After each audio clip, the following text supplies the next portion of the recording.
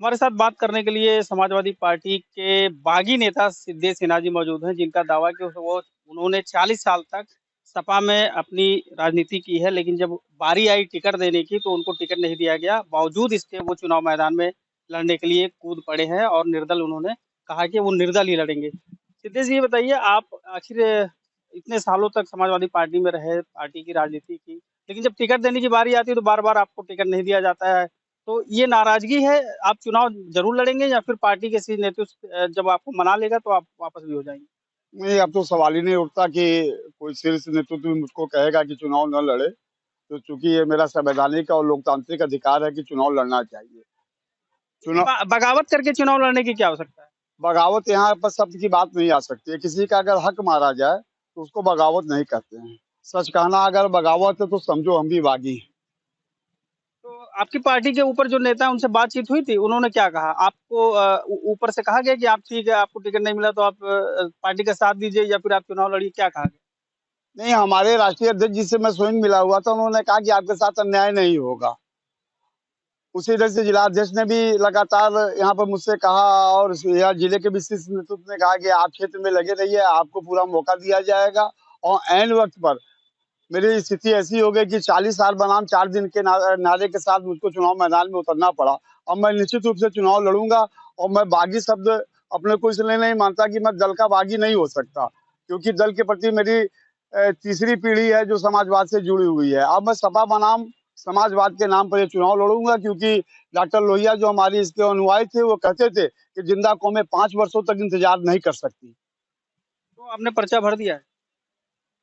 सांकेतिक रूप से जो है पर्चा तो मैंने भर ही दिया है, लेकिन 24 तारीख को मैंने ऐलान किया था कि मैं अंतिम क्षण तक समाजवादी पार्टी के उन नेताओं का इंतजार करूंगा कि वो मुझे अपने दल से सिंबल दे दें। लेकिन चूंकि घोषित हो जाने के बाद अब मैंने आज पर्चा भर दिया है, इसलिए कि अब मेरे ऊपर कोई इस ढंग का दबाव न पड़े, क्योंकि मेरे समर्थक ये कह रहे हैं कि पिछले बार 2006 में भी आप पीछे चले गए थे, 2017 में भी मैंने टिकट मांगा था, टिकट नहीं मिला था, बाहरी व्यक्ति को दे दिया गया था। उसी ढंग से इस बार भी मेरे साथ हो रहा है और हो चुका हुआ, हो नहीं रहा। तो ऐसी स्थिति में मैंने आज पर्चा भर दिया है, जिसको मैं 24 तारीख को अपने दमखम के साथ समाजवादी पार्टी के नेताओं को भी ये बताना चाहूंगा कि अगर वो अब भी समय है, अगर मुझको अपना उम्मीदवार घोषित कर दें तो सहर्ष मैं उनके परिवार में आ सकता हूं, अन्यथा मैं निर्दल या अन्य किसी भी दल से मैं चुनाव लड़ने के लिए तैयार हूं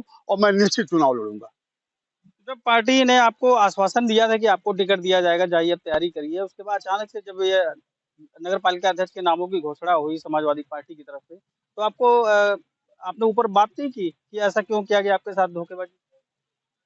शीर्ष नेतृत्व के पास मैंने अपनी सूचना पहुंचाई, लेकिन वहां से भी सकारात्मक उत्तर नहीं मिला, क्योंकि आप लोगों को मैं जानकारी दे दूं कि नगर पालिका का चुनाव और सभासद और अध्यक्ष का निर्णय जिला स्तरीय होता है, क्योंकि मैं संगठन में वरिष्ठ जिला उपाध्यक्ष के पद पे रह चुका हुआ हूं और समाजवादी युवजन सभा का जिला अध्यक्ष रह चुका हूं, समाजवादी व्यापार सभा का जिला अध्यक्ष रह चुका हुआ हूं।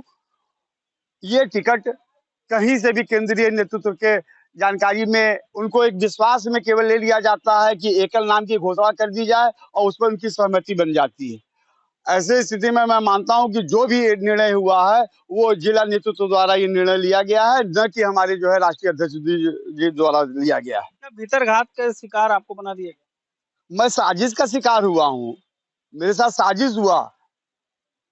मेरे शरीर का एक एक कतरा खून से मैंने निकाल करके के दिया है। मेरी स्थिति ये हो चुकी हुई है।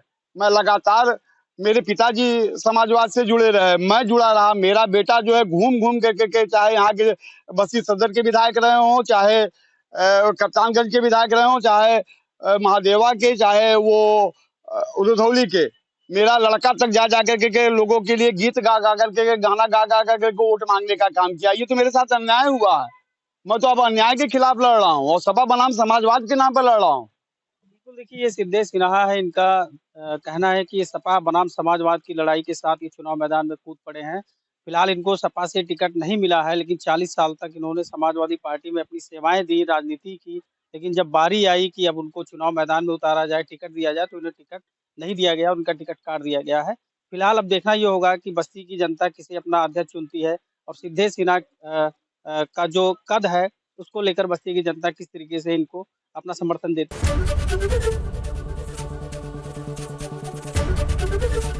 एबीपी गंगा, खबर आपकी, जुबान आपकी।